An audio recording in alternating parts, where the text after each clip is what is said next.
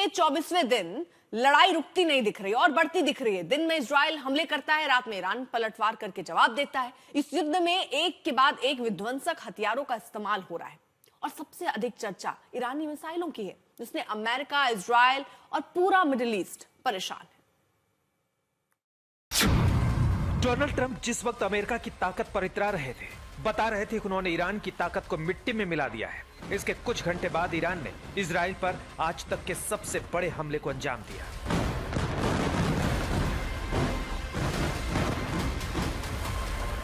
Israel के Dimona शहर को ईरान ने ऐसे खौफ में डुबोया जिसका असर काफी दिनों तक रहेगा।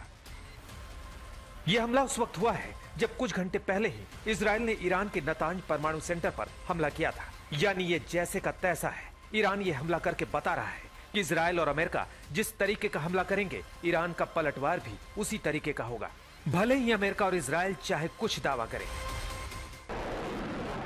सवाल यह है कि अगर ईरान की मिसाइलें अमेरिका इजराइल के हमलों में खत्म हो चुकी हैं, तो फिर वो इजराइल का न्यूक्लियर प्लांट वाला शहर डिमोना उसकी मिसाइलों की जद में कैसे आ गया। नतांज न्यूक्लियर साइट पर इजरायली हमलों के बाद ईरान ने अपने हमलों से हर किसी को चौंका दिया है। इजराइल के लोगों ने सपने में भी नहीं सोचा होगा कि एक दिन ईरान की मिसाइलें डिमोना शहर में आग बरसाएंगी।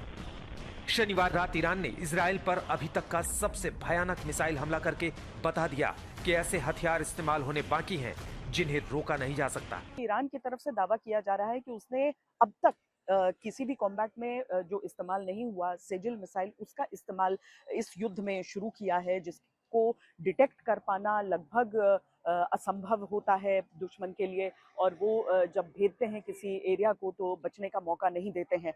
सेजिल मिसाइलों का इस्तेमाल वाकई ईरान की तरफ से अगर दावा किया जाता है तो उसमें इजराइल के लिए एक बड़ी चुनौती जरूर खड़ी हो सकती है।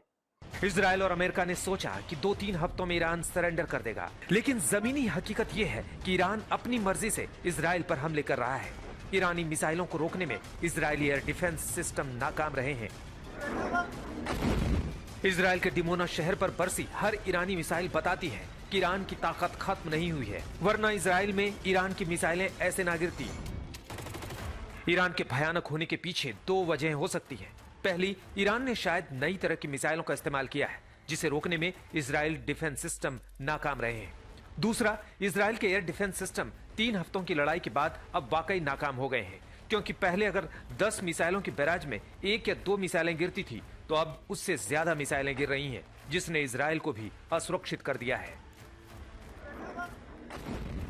डिमोना शहर में एक घर की तबाही देखिए। इजराइल का नागरिक ईरान की मिसाइल से मची तबाही के बारे में बता ही रहा था कि तभी सायरन बजने लगे और मिसाइल गिरने से सब कुछ टहल गया।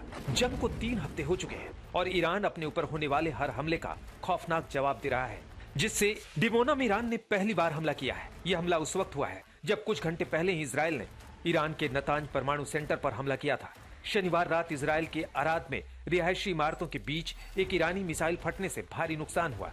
इजराइल के डिमोना, अराद और तेल अवीव में ईरानी मिसाइलों से मची तबाही बताती है कि ईरान अब ऐसी मिसाइलों का इस्तेमाल कर रहा है जिन्हें रोकने में इजरायली एयर डिफेंस सिस्टम की ढाल भी नाकाम हो रही है, जबकि इजराइल का दावा कुछ और है। नेतन्याहू के कहने के बाद ईरान ने इजराइल के डिमोना शहर को दहला करके ये बताया है कि उसे कमजोर समझना भूल होगी, क्योंकि डिमोना इजराइल का परमाणु शहर है। डिमोना दक्षिणी इजराइल का एक शहर है जहां देश के मुख्य परमाणु केंद्र है, जहां माना जाता है कि घोषित परमाणु हथियार कार्यक्रम के लिए प्लूटोनियम का उत्पादन होता है। बड़ी बात यह है कि डिमोना शहर पर हमले से एक दिन पहले ही इजराइल के एयर डिफेंस सिस्टम ईरान की मिसाइलों को हवा में ही तबाह करते दिखे थे, लेकिन ईरान के नतांज पर हमले के बाद यही एयर डिफेंस सिस्टम ईरान की मिसाइलों को रोकने में नाकाम रहे।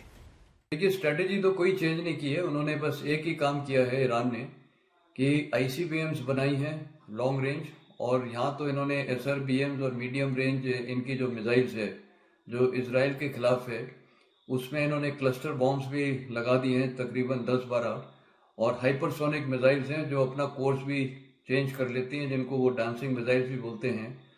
तो उनकी स्ट्रेटजी ये जरूर चेंज हुई है, लेकिन एक चीज़ हमें याद रखना चाहिए कि किसी भी वॉरफेयर में कोई भी नेशन, चाहे वो आयरन डोम सिस्टम हो या एरो मिसाइल्स वगैरह हो, एयर डिफेंस की जो भी मिसाइल हैं या डेविड स्लिंग, कोई भी missile air defence cover 100% protection नहीं दे सकता है। ईरान भले ही अकेला हो, लेकिन उसने दिखा दिया है कि उसकी तैयारी कम नहीं है। इसलिए ईरान अमेरिका और इजराइल के हमलों का जैसे को तैसे वाले अंदाज में जवाब दे पा रहा है।